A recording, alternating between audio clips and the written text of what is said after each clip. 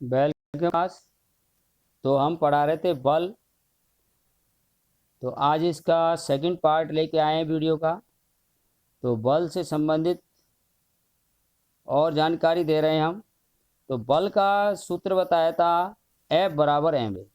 तो यहाँ पर एक क्वेश्चन लेते हैं। 50 किलोग्राम द्रव्यमान की कोई वस्तु है और ये मैं 4 मीटर प्रति सेकंड स्क्वायर का त्वरण उत्पन्न करना है। कोई वस्तु रखी है यहाँ 50 किलो की, इसमें 4 मीटर प्रति सेकंड स्क्वायर का त्वरण उत्पन्न करना है। तो इस पर कितना बल लगाना होगा हमें। ये कोई वस्तु रखी है, उसमें कितना धक्का दें कि उसमें 4 मीटर प्रति सेकंड स्क्वायर का त्वरण उत्पन्न हो जाए। तो यहाँ पर 50 किलोग्राम ये क्या है, वस्तु का द्रव्यमान। द्रव्यमान बराबर m बराबर 50 किलोग्राम हो गया। और ये क्या है, त्वरण। तो त्वरण बराबर, त्वरण को a से प्रदर्शित किया था, तो त्वरण कितना हो गया 4 मीटर प्रति सेकंड स्क्वायर। तो बल पूछ रहा है, तो बल F बराबर क्या बताया था एम ए, या बल बराबर द्रव्यमान गुणा त्वरण। तो इन दोनों का गुणा कर ली भाई, द्रव्यमान भी दिया है त्वरण भी दिया है। तो द्रव्यमान गुणा त्वरण F बराबर एम ए। तो द्रव्यमान कितना दिया है 50, m की जगह रख दिया 50, त्वरण कितना दिया है 4। तो 5 चौके 20, 200 न्यूटन बल लगाना पड़ेगा भाई। ओके, कितना बल लगाना पड़ेगा, 200 न्यूटन लगाना पड़ेगा। अब बल के प्रकार लेते हैं। बल मुख्यतः 2 प्रकार के होते हैं, वैसे हम कई प्रकार के बना सकते बलों। तो यहाँ पर हम 2 प्रकार के बलों का अध्ययन करेंगे।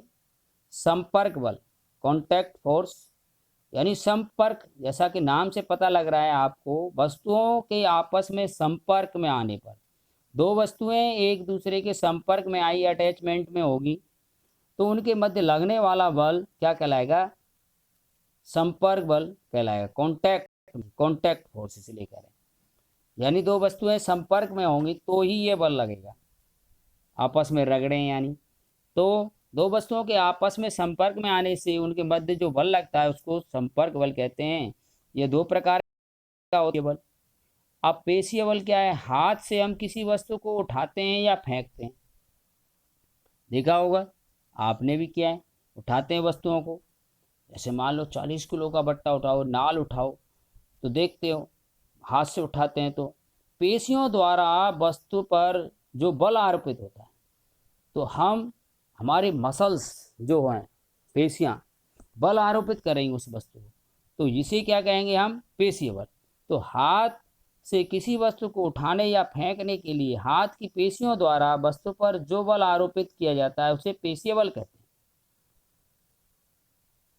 करेक्ट। अथवा हम दूसरे शब्दों में कहें, क्या कह सकते हैं कि सजीवों की पेशियों द्वारा अन्य वस्तुओं पर आरोपित बल। कोई भी सजीव है, गाय भैंस बकरी, ये भी लगा सकते हैं।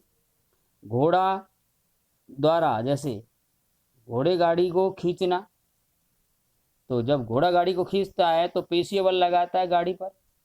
हाथ से वस्तुओं को उठाने पर आरोपित बल जो लगता है वस्तु पर, वो पेशीय बल है। तो कांटेक्ट है, वस्तु कहाँ पर है, हाथ से टच हो रही है, तो इसलिए हम कह रहे हैं इसको, ये क्या हो गया, संपर्क बल। और उसमें है पेशीय बल। तो संपर्क बल के 2 उदाहरण होंगे, पेशीय बल, और दूसरा नंबर 2 आता है घर्षण बल, फ्रिक्शन फोर्स। फ्रिक्शन फोर्स, तो घर्षण बल क्या है। अब जैसा कि नाम से घर्षण, जैसे हाथों को घिसते हो ठंड में, तो क्या होता है, एनर्जी आती, बताई। तो जब दोनों हाथों को घिसते हैं तो गर्म हो जाते हैं, तो उनके मध्य क्या लग रहा है, एक अवरोधक बल लगता है, जिसे घर्षण बल, फ्रिक्शन फोर्स कहते हैं।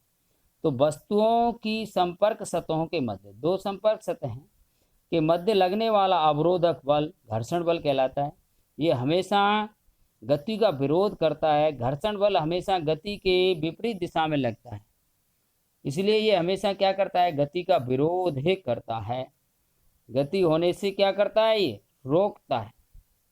तो घर्षण बल, तो यहाँ पर देख रहे हो आप फिगर में, ये 2 बॉक्स हैं, एक घनाभ है एक घन है।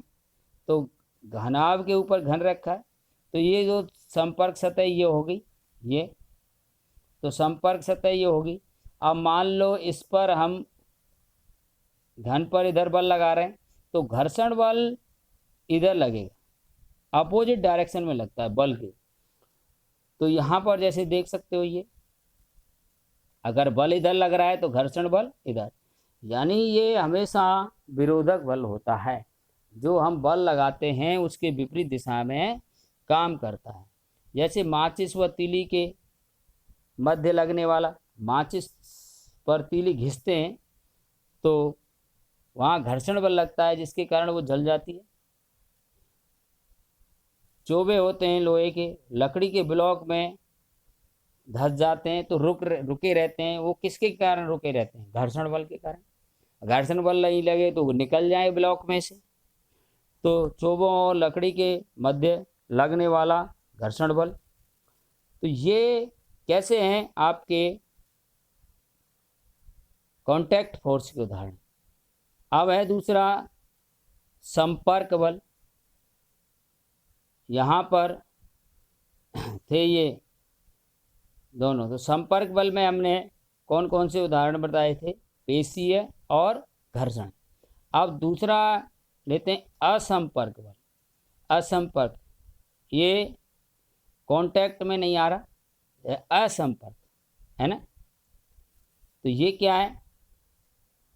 वस्तुओं के मध्य बिना संपर्क के लगने वाला आकर्षण अथवा प्रतिकर्षण बल। ये बिना कांटेक्ट के होगा। ये दो वस्तुएं आपस में मिलेंगी नहीं, दूर से ही लगेगा। तो ये आकर्षण बल भी हो सकता है और प्रतिकर्षण बल भी हो सकता है। लगने वाला असंपर्क बल कहलाता है। दो वस्तुओं के मध्य लगने वाला क्या होगा? बिना संपर्क के जो लगेगा वो कैसा होगा? असंपर्क बल। ये तीन प्रकार का हो सकता है: चुंबकीय बल, गुरुत्वीय बल, स्थिरवैद्युत बल। तो हम लेते हैं चुंबकीय बल। चुंबक द्वारा आरोपित आकर्षण अथवा प्रतिकर्षण बल चुंबकीय बल कहलाता है। चुंबक जो वस्तुओं को अपनी ओर खींचती है या प्रतिकर्षित करती है, चुंबक द्वारा जो आकर्षण या प्रतिकर्षण बल लगता है उसको क्या कहते हैं हम? चुंबकीय बल। जैसे चुंबक व लोहे की पिनों के मध्य लगने वाला आकर्षण बल। चुंबक क्या करता है? लोहे की पिनों को अपनी ओर आकर्षित करता है। तो ये कौन सा बल होगा? चुंबकीय बल होगा। दो चुंबकों के समान ध्रुव के मध्य लगने वाला प्रतिकर्षण बल। समान ध्रुव एक दूसरे को प्रतिकर्षित करते हैं चुंबक के, तो वो भी क्या होगा? चुंबकीय बल होगा। असमान ध्रुव एक दूसरे को आकर्षित करते हैं तो वो भी क्या होगा? चुंबकीय बल होगा। तो गुरुत्वाकर्षण बल लेते हैं। अब गुरुत्वाकर्षण बल के बारे में सब जानते हो तुम। गुरुत्वाकर्षण बल पृथ्वी या किन्हीं प्राकृतिक दो पिंडों के मध्य लगता है। तो हम कह सकते हैं पृथ्वी द्वारा वस्तुओं पर आरोपित बल गुरुत्व बल कहलाता है।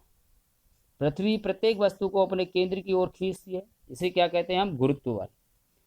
अथवा हम कह सकते हैं दो प्राकृतिक पिंडों के मध्य लगने वाला, जैसे एक पृथ्वी है एक चंद्रमा है, के लगने वाला आकर्षण बल क्या कहलाता है? गुरुत्वाकर्षण बल कहलाता है। दो पिंड हैं उनके मध्य लगने वाला आकर्षण बल, एक हो गया पृथ्वी एक हो गया चंद्रमा, इनके मध्य जो लग रहा है आकर्षण बल वो क्या कहलाएगा?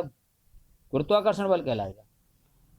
तो पृथ्वी द्वारा आरोपित बल F बराबर क्या होता है? mg होता है। पृथ्वी द्वारा गुरुत्व बल कितना लगता है? F बराबर mg।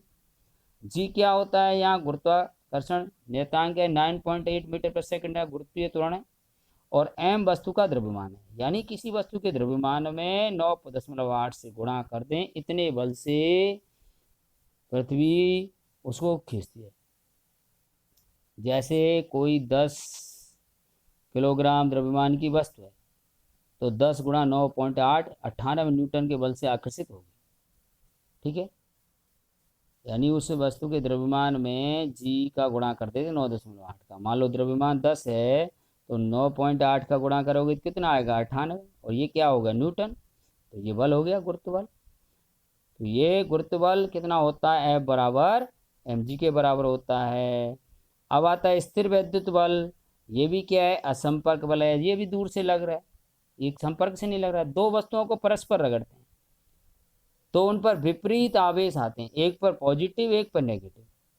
जैसे कंगा है और बालों से रगड़ते हो तो एक पर प्लस आवेश दूसरी पर माइनस आवेश आ जाता है, जिससे इन वस्तुओं के मध्य आकर्षण बल लगता है।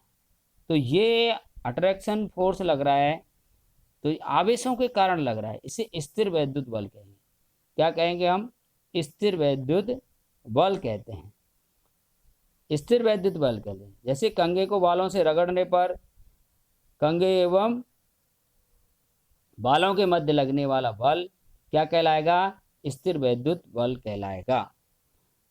तो ये आज के लिए इतना ही।